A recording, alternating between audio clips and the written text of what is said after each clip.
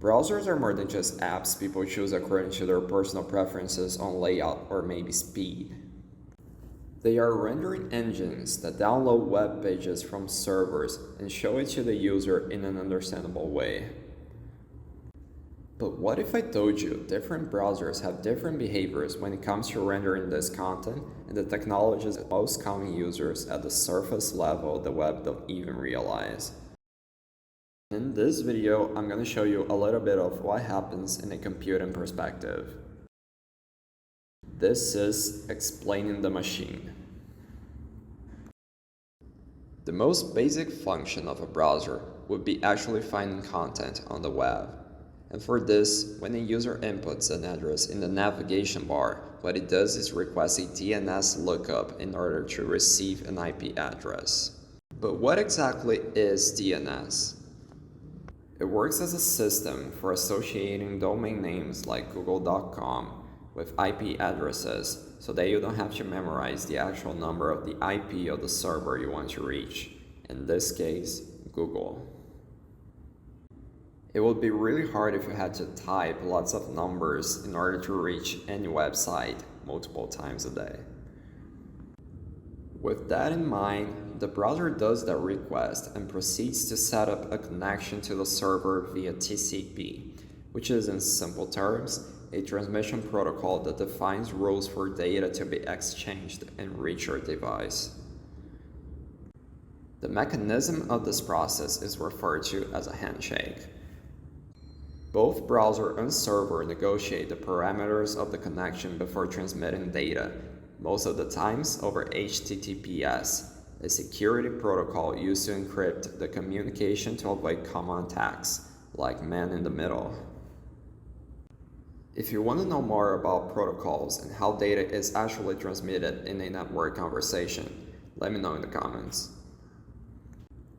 So, this is where the major differences start to take place when the data was transmitted and the response has been received after the request, or HTTP GET request.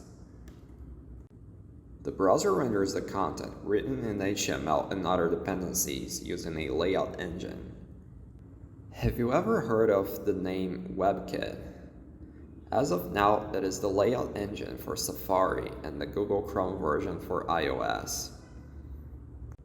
Microsoft Edge, Opera, and other versions of Chrome use Blink. There is also Gecko for Mozilla Firefox, and the famous Internet Explorer's Trident.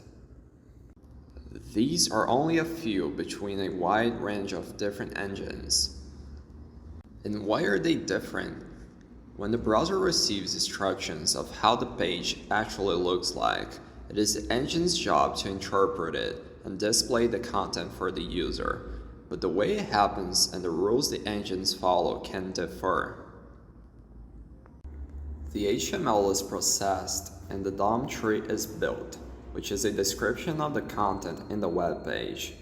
It reflects relationships between elements in the form of tags and is separated in nodes, or tags nested inside each other.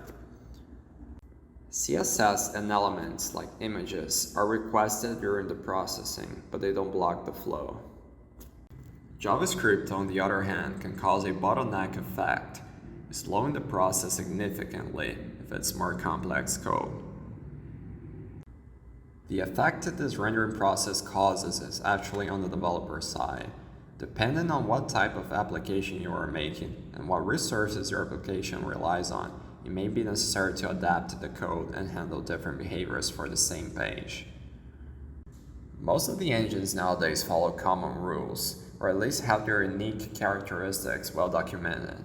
But this is exactly the reason why Internet Explorer and its engine Trident failed to support newer technologies on time. After all, the future can still be bright for Microsoft, with Edge and Bing's new AI assistant as a smarter search engine option.